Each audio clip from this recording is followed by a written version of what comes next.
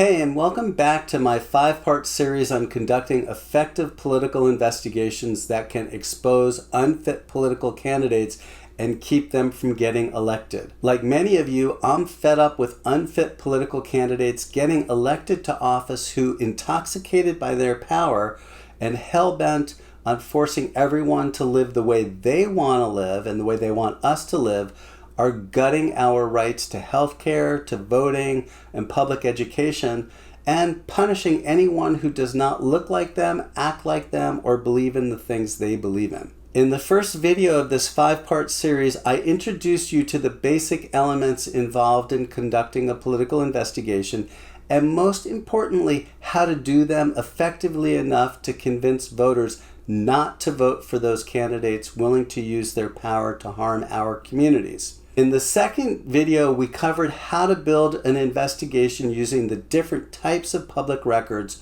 what sources are most effective, the types of information you can find, and how to access those records. In the third video, we discussed how to identify and interview people with relevant information and how to work with them in a way that allows them to feel comfortable enough to come forward. In the fourth video, we discussed how to assess the results of your investigation to determine which information is corroborated enough to bring forward and to identify what follow-up work needs to be done in order to bring information up to that level to where you can then bring it forward. In the final video, in this 5-part series, we'll cover how to package the information to provide to the media and the bloggers, or to bring the information directly to the voter. By the way, in the description below, you'll also find links to the previous videos in this series. Hi, I'm Mike Corwin. I train democratically aligned interest groups and individuals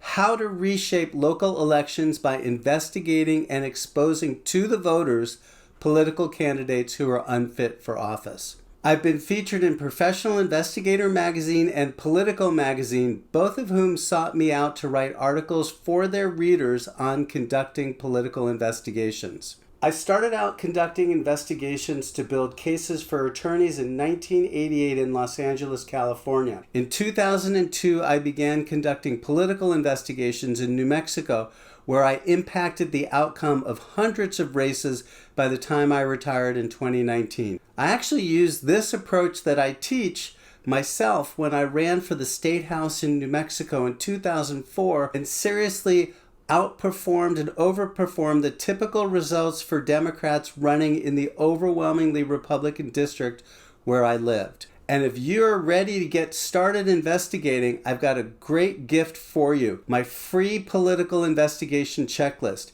Here you'll find the sources of information that I used to investigate and expose unfit candidates and to keep them from winning elections. To get started, just click on the link in the description below. Now, let's dig in. So you've collected all of this information, you've been able to corroborate what you can, you're ready to go. So how do you package this information to be able to provide to the media or a blogger, or to bring forward directly to the voters? Now, a lot of this will depend upon the capacity of who you're helping and what their positions are. Typically, when you bring information to the media, they're going to take it as if they uncovered it themselves and to do a story based upon their own investigations and their own reporting. And you actually want that. You want to be, when you can, removed from this type of information. But sometimes you can't do that. Maybe you have a website set up where you're going to be putting the information up. Maybe you're going to be putting it into mailers and getting it directly to the voters. So in that case, you'll need to prepare it and package it and have it seen as coming directly from you. Now, keep in mind, there are some candidates that no matter what, still think that their campaign should not do anything negative about the opponent, which is kind of like fighting a fight with one hand tied behind your back. That's their mindset, and in that case, you have to find a blogger or a reporter who's willing to make the story based upon their information being on their own. They're going to have to go out themselves and interview the people you talk to, which is why it's really critical that you're straightforward about the information and about who you are, because when they contact them, they're probably going to reference that. And if that person says, oh, I didn't tell that person that, then you have a problem. Now, what I like to do is I like to do a summary report, and I like to use bold and italics for all of the things that we think are important to use and to get out to the voter. And I like to then reference the supporting documents and put little post-it notes on those pages or paper clips where those specific references are, so that the reporter can literally just turn the page, see the little post-it note, and read the specific reference where it's documented. Doing that really makes their life much easier. Now, in the report, you identify the document. If it came from a civil lawsuit, you identify the case number and the court location where it was housed, and you put that, and you put the pages and numbers in when you cite the quotes. Don't do bullet for all of your quotes and link together quotes that actually are not connected.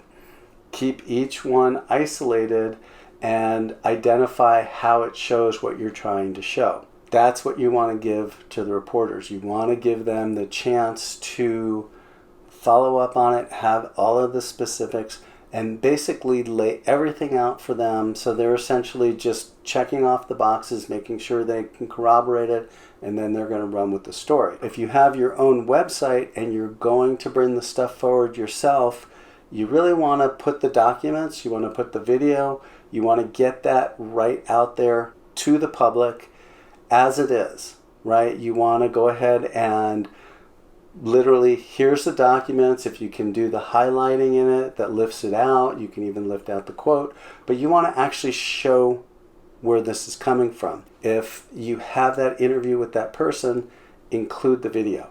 Put that up there so that people can see that this is legitimate. Now, let's say it's a mailer. You can do a mini little image of that document and include it, and then next to it you can bring out in quotes, highlighted and big, the specific quotes that support what you're asserting. The trick here is to make the assertion and then show the support for it. Make the assertion, show the support for it. That way the public knows you're not just throwing wild allegations out there. They can see that everything is backed up. Same with for the media and the bloggers, you want to make their lives easier. For the voters, you want to make their lives easier too, so that they can see everything. They can see that it's supported, and they don't even have to think further about it. They can just react to the information. That way, even if the unfit candidate says, fake news, they're like, wait a minute, we just saw documents on it. So that's how you want to package your information. You know, to recap, for the media, you basically want to spoon feed them every little thing that you have with a summary report showing what matters and showing what the documentation is that supports it. The same for a blogger, although the bloggers may not need it in as much detail. They may not go as in depth. But then if you as the campaign, or you as the interest group, let's say you're an independent interest group, you're doing these investigations and you want to put the information up there. I ran a political investigation pack back 2011 to 2013, and we uploaded all of the documents to every piece that we did. We uploaded our video to all of the pieces that we did, and even in the videos we included the documents and referenced them and lifted out the quotes. So anybody seeing it could tell this assertion is backed up. The final thing I'll tell you about that packaging is think like the voter. What will the voter need to see to believe what you're putting out there, to get them to vote in a way that keeps these unfit candidates from office, or even if they just stay home and decide not to vote. All right, that's it for the series. I hope you found this series of videos on how to investigate political candidates valuable. And if you did and you're ready to start your own investigations, I've got a great gift for you, my free political investigation checklist. Here you'll find the main sources of information that I used during my career to find and expose these unfit candidates to the public and to keep them from winning elections. To get started, just click on the link in the descriptions below. And if you missed any of the videos in this series, you'll find the link to those videos in the description below. Thanks, and happy investigating.